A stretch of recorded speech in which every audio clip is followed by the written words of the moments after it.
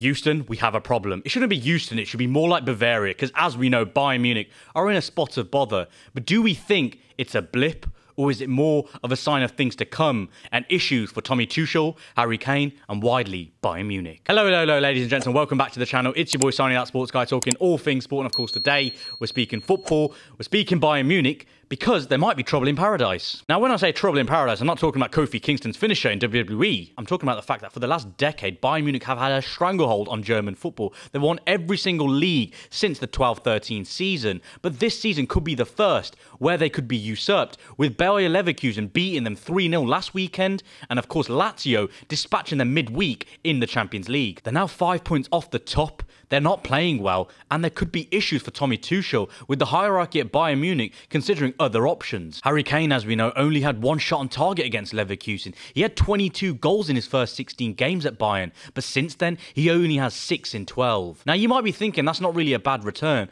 but of someone of Harry Kane's capability and the way he's been playing this season, it's not a good look, and this drop-off does somewhat expose the glaring flaws at Bayern Munich right now. Now, I mentioned the fact that Bayern Munich only had one shot on target against Bayer Leverkusen. That's the first time in 8 years something like that has happened. That's seismic. What's more is the fact that their front line isn't firing and their back line isn't exactly doing well as well. In that game against Bayer Leverkusen, arguably the biggest game of the season when it comes to the German football season for Bayern Munich, they only managed a paltry 0.27 XG, the lowest of the season. You could argue that some of the players are to blame, but you could also argue Thomas Tuchel is to blame as well. In the most important game of the season, he deployed a 3-4-3 formation, something Bayern Munich haven't actually done the whole of this season. Understandably, on the other side, Xabi Alonso also deployed a new formation in terms of that hybrid 4 at the back, with his 2 fullbacks not as pressing and not as attacking as they were previously, somewhat changing his formation. And yes, although you could argue Thomas Tuchel didn't really see that coming, the thing is, Thomas Tuchel didn't need to play 3-4-3. He could have stuck to his guns in arguably the biggest game of the season. The fact that the most composed person that you could say at Bayern Munich, the most stoic in terms of Thomas Müller,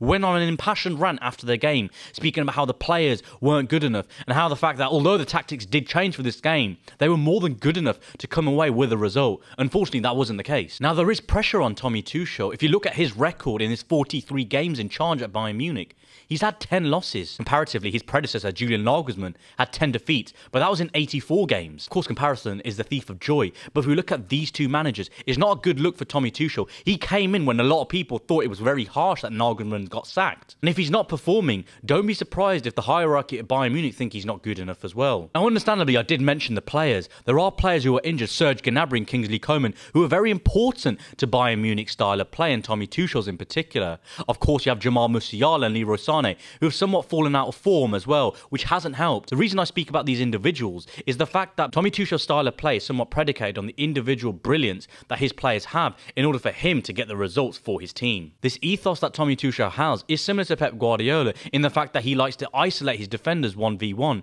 If his wingers, which are very important to this style, can't be playing that well and aren't fit enough, then it does mean that the whole individual and brilliance, which is what Thomas Tuchel relies on, will be broken down, effectively exposing the style of play that Bayern Munich have, which means it's not sustainable. Their style of play is predicated on individualism, and if they cannot function properly, the whole system of Bayern Munich breaks down. I haven't even spoke about the midfielders, Leon Goretzka and Joshua Kimmich. You might be thinking it's a pretty decent double pivot. However, Thomas Tuchel's insistence on finding a holding midfielder does somewhat put into question whether he actually rates those two as a duo. Defensively, they're all over the shop. Yeah, Upamecano got sent off against Lazio, but in the league, shipping 3 away is something they haven't actually experienced for many years. And that's, of course, the Bundesliga. In the Champions League, it's not going well either as well. Now, you might be thinking 1-0 loss to Lazio and Rome's not too bad. Bayern can overturn it. But the thing is, they haven't actually overturned a first leg defeat in the Champions League ever since 2015. There have been 7 occasions in a row since then that Bayern have actually lost the first leg and not progressed. So the stats don't actually help Thomas Tuchel and Bayern Munich. The fact that this rock and roll team haven't actually scored in 2 consecutive games in all competitions is seismic,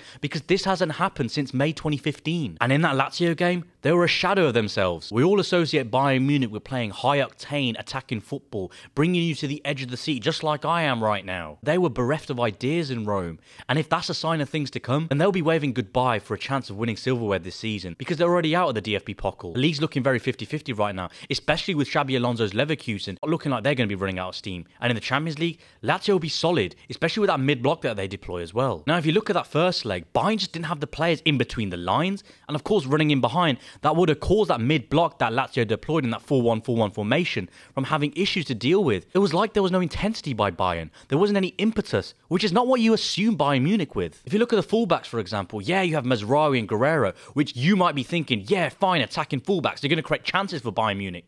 That wasn't the case. Out of Bayern's 134 passes in Lazio's final third, only 5 were put into the box by fullbacks. And of those 5, only 3 were completed. Now you're thinking Guerrero is a great fullback. He had 14 assists last season. He has 0 this season. And I'm talking about fullbacks because if you look at the history of the fullbacks in terms of Bayern Munich in the modern century, you have Philipp Lahm, one of the greatest of all time. You have David Alaba. You have Alphonso Davies. These 2 fullbacks right now, I'm not saying they're not good fullbacks, but what I'm saying is the fact that Tommy Tuchel isn't really getting them playing, and that conservatism is a problem for them. The conservative fullback play means their wingers are isolated, which then meant that Thomas Muller had to drift out wide. What did that mean? Harry Kane then have to fill in the pockets as well, meaning who's on the end of the crosses? Absolutely no one. If you got no one running in behind, how are you going to get in behind Lazio as a result? If you don't have people who are willing to take a risk with the pass, and of course press as well, which they was pretty much non-existent, then how are you going to create chances against a team like Lazio? Of course, Harry Kane's still having a great season from an individual perspective, but he'll always be assessed on the trophies he wins. This idea that he's a great false nine player, which he is, only works if the team's working and it's cohesive, but right now it isn't. And although, yes, he's dropping deep, sometimes he's not even getting the ball there. And even if he did, who's running in behind? And at the end of the season, when Bayern Munich are assessed, if they are trophyless, it'll be the first time since the 2011-12 season where they didn't actually win a trophy. The irony is, they have a Spurs player in Harry Kane, who always had that stigma that Spursy is Spursy. And if they don't win something, I won't be shocked if he's the scapegoat. But the person that I think should be taking more responsibility of the frailties at Bayern Munich is, of course, Tommy Tuchel. He's a manager that has achieved great successes in the past. But right now, his credentials are being put to the question, especially at Bayern Munich, a club that has high expectations and a club that can expose even the great people when it comes to the world of football. Thank you very much for watching, guys. I really, really appreciate it. As we know, it is an interesting debate right now at Bayern Munich. Are they playing good football? I don't think so. Will they even win a trophy? That's questionable as well. And will Tommy Tuchel actually be in the job come next season as well? It's tough, and I feel tough for Harry Kane as well. He went to Bayern Munich from Spurs. Everyone thought this could be the season where he actually wins a trophy. But even that does look unlikely as well. But I want to hear your thoughts as well. What are your thoughts on Bayern Munich? What are your thoughts on Harry Kane? And what are your thoughts on Tommy Tuchel as well? Please let me know in the comments below. But as always, thank you very much for watching. I really appreciate it. Please make sure to smash a like if you haven't already done so. Comment your thoughts as well. Share with your friends and family. And as always, if you haven't subscribed, please hit that subscribe button. And of course, as always, until next time, peace.